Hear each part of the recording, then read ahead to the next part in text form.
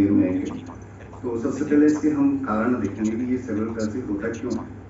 Basically cerebral palsy आपको समझ में है कि ब्रेन का डिसऑर्डर है, ब्रेन में कहीं पे कोई डैमेज हुआ है जिसकी वजह से बच्चा हाथ पे चलाने में अक्षम है।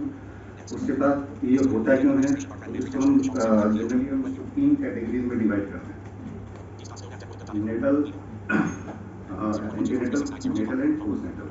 मीन्स कि during pregnancy, at the time of birth और बर्थ के बाद। तो सबसे पहले जो कॉज आता है इसमें वो है ड्यूरिंग प्रेगनेंसी। तो ड्यूरिंग प्रेगनेंसी में हो सकता है कि मदर को मतलब कुछ ऐसे उनका मदर को इन्फेक्टेड हुआ, उस वजह से फीटस इन्फेक्ट हुआ। मीन्स जो बच्चा वूम में है, भ्रूण को उसका संक्रमण हुआ, उस वजह से उसका ब्रेन डैमेज हुआ है, और वो फिर एक कारण है।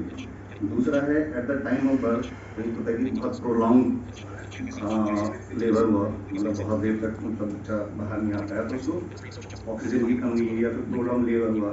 दूसरा उस टाइम पता है फोर्सेस ड्यूटी, जब बच्चे का हेड से फोर्सेस खींचते हैं, तो उस टाइम पे अगर ओवर प्रेशर होगा तो उसका हेड इंजरी हो जाता है ना। उसके बाद आता है पोस्टनेटल, उसके बाद ये कॉजेज। तो इमीडिएट कॉजेज क्या होते हैं, एंसेफेलाइटिस हुआ, ये ब्रेन को डैमेज करता है, तो ये भी उनके कारण है। और या फिर हेड इंजरी, उसके बाद इमीडिएट और कुछ एक्सीडेंट हुआ या कुछ हुआ, उस वजह से बच्चे का ब्रेन डैमेज हुआ, जिस वजह से वो नहीं चला पाता है ना। फिर अब इसमें ये तो हुए कारण और इम्पैक्ट करता है ना। तो इसमें हम इसको डिफाइन अलग अलग तरीके से करते हैं। जैसे हम इसमें बोलते हैं कि क्वाड्रिप्लीजिया या क्वाड्रिपेरसिस। क्वाड्रिप्लीजिया क्वाड्रिपेरसिस मीन्स जिसमें बच्चे के चारों हाथ पैर और पूरा शरीर जो होता है वो हिलाने में अक्षम होता है ना। फिर दूसरा इसमें आता है कि जैसे एक साइड हेमिप्लीजिया या हेमिपेरसिस, मतलब या तो राइट साइड में, राइट अपर आर्म और लेग दोनों काम नहीं करेंगे, या फिर लेफ्ट साइड में, इसको हेमिप्लीजिया हेमिपेरसिस बोलते हैं। फिर उसके बाद आता है डायप्लीजिया या डायपेरसिस। डायप्लीजिया डायपेरसिस में क्या होता है कि आपके दोनों जो पैर होते हैं वो आपके इतना अच्छे से काम नहीं कर पाते, और साथ में स्लाइटली आपके हैंड इफेक्टेड होते हैं।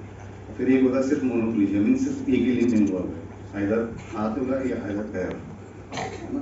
तो ये इसके टोपोग्राफिकली हम उसको ऐसे क्लासिफिकेशन करते हैं कि ऐसे मतलब किस तरह से इन्वॉल्व कर सकता है। फिर इसका जैसे क्लासिफिकेशन आता है कि सेरेब्रल पैल्सी कितने टाइप की होती है। मीन्स इसमें जरूरी नहीं है कि एक बच्चे सेरेब्रल पैल्सी वाला है तो वो एक ही तरह के सारी चीज़ें होंगी, सब अलग अलग बच्चे अलग अलग इसमें कैटेगरीज में फॉल करते हैं। इसमें जैसे सबसे पहले आता है स्पास्टिक सेरेब्रल पैल्सी।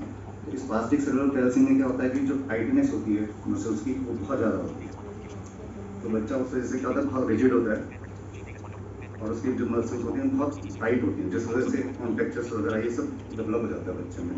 और ये सबसे ज़्यादा सीवियर वाला केस होता है जिसमें जो स्पास्टिक सीखी। फिर इसमें दूसरा आता है एथेटॉइड सीखी, एथेटॉइड डिस्काइनेसिया इसको बोलते हैं।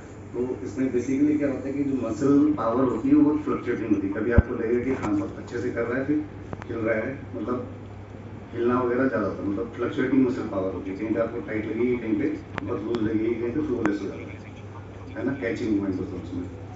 और तीसरा जो इसमें आता है, इसमें आता है ataxic cerebral palsy. Ataxic cerebral palsy में क्या होता है कि जो आपका बॉडी का कोऑर्डिनेशन और मूवमेंट होता है, मूवमेंट एंड कोऑर्डिनेशन ये हैम्पर्ड होता है। तो इसमें काफ़ी आपने देखे होंगे जो बच्चे मतलब चलते तो हैं लेकिन बहुत ऐसे इस तरीके से चलते हैं कि जैसे शराबी चलता है। वो थेरेपिस्ट होते हैं, आपके स्पेशल एजुकेटर्स होते हैं। तो ये इनका एक टीम वर्क है पूरा, एक बच्चे के हिसाब से हम एक प्रोटोकॉल बनाते हैं कि उसको क्या क्या की फैसिलिटी की ज़रूरत होती है। तो ये इसमें हम फिजियोथेरेपिस्ट का काम होता है कि वो किसी तरह से उसको फिजिकली एबल्ड बनाए। स्पेशल एजुकेटर का काम होता है कि उसका इंटेलेक्चुअल, थेरेपिस्ट का रोल होता है कि जिस बच्चे की स्पीच नहीं है तो किस तरह से उससे वो कुछ आपको बताएंगे, मतलब कौन कौन सी चीज़ें हैं जिनसे हम उनको हेल्प आउट करते हैं, है ना। बाकी इसमें देखिए मिथ बहुत सारे होते हैं, किसी के घर में अगर बच्चा है किसी ने देखा नहीं है तो लोग उसको कुछ थोड़ा सा और आगे बताएं कि हम इसमें क्या क्या एसिस्टेड डिवाइसेस वगैरह हैं और टेक्नोलॉजी में किस तरह से हम बच्चों को हेल्प आउट कर सकते हैं। Thank you.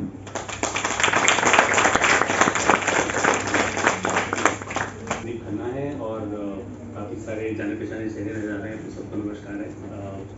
सेरेब्रल पैल्सी के बारे में वैसे तो हम सब जानते ही हैं, डॉक्टर साहब ने भी बताया आपको कि सेरेब्रल पैल्सी बेसिकली क्या होता है। तो दो शब्दों से बना है, सेरेब्रल मतलब ब्रेन, पैल्सी मतलब हानि। तो जब कोई मस्तिष्क को हानि होती है तो जिसकी वजह से मस्तिष्क अगर अपना काम सही रूप से ना कर पा रहा हो, उस दशा को सेरेब्रल पैल्सी कहा जाता है। जैसे अगर आप अपने मोबाइल फ़ोन को कभी अगर आपने दुकान पे जाके ठीक कराया हो, तो उसके कितने छोटे छोटे उपकरण होते हैं जिससे कि आप मोबाइल जैसी चीज़ को यूज़ करते हैं, चलते हैं। ऐसे ही कुछ लोग व्हीलचेयर यूज़ करके चलते हैं, अपने हाथ पैरों को यूज़ नहीं कर सकते हैं, उनको दूसरा व्यक्ति जो पीछे से है वो धक्का दे रहा है, तो वो एक डिपेंडेंट व्हीलचेयर है। एक एक्टिव व्हीलचेयर होती है, जैसे कि भाई साहब यूज़ कर रहे हैं, बहुत अच्छे से यूज़ कर रहे हैं, मैं देख रहा था बड़े अच्छे से। आई थिंक आप स्पोर्ट्स भी खेलते हैं, मैं इनका गेम भी देख रहा था उस दिन, तो इन्हें शायद अवार्ड भी मिला था पीछे भी, इन्होंने नेशनल सिल्वर पदक सिल्वर पदक लिया था इन्होंने। तो देखिए तो बहुत सारे स्टैंडिंग फ्रेम्स आ गए हैं, जो लोग अपने आप से खड़े नहीं हो पाते हैं उनको खड़ा रखने के लिए स्टैंडिंग फ्रेम्स अलग हैं। तो केवल एक आपको लीवर खींचना होता है और जो बंदा बैठा हुआ है वो बैठे बैठे से खड़े में आ जाएगा। तो अगर मान लीजिए आप किचन में काम कर रहे हैं, आपको अगर अपने स्लैब पे कुछ काम करना है, आप रिसेप्शन पे किसी को बात करना चाह रहे हैं, तो आपने एक लीवर खींचा, आप स्टैंडिंग में आ गए और आपने उनको जो भी आपने आदान प्रदान किया, आपने कुछ खाना वाना बनाया। इस इमेज के अंदर एक EFO का भी इमेज है। EFO मतलब एंकल फुट ऑर्थोसिस। कुछ बच्चों के पंजों में टाइटनेस होता है, जैसा डॉक्टर साहब ने बताया था अभी, इस स्पैस्टिक सेरेब्रल पैल्सी के बच्चों में टाइटनेस बॉडी में ज़्यादा रहती है। तो जब टाइटनेस ज़्यादा रहता है तो उसको संभालने के लिए जोड़ ताकि घूम ना जाए, टाइटनेस मसल में बढ़ ना जाए, उसके लिए कुछ ऑर्थोटिक ब्रेसेस और डिवाइसेस यूज़ किए जाते हैं। उनमें से एक है EFO, जो कि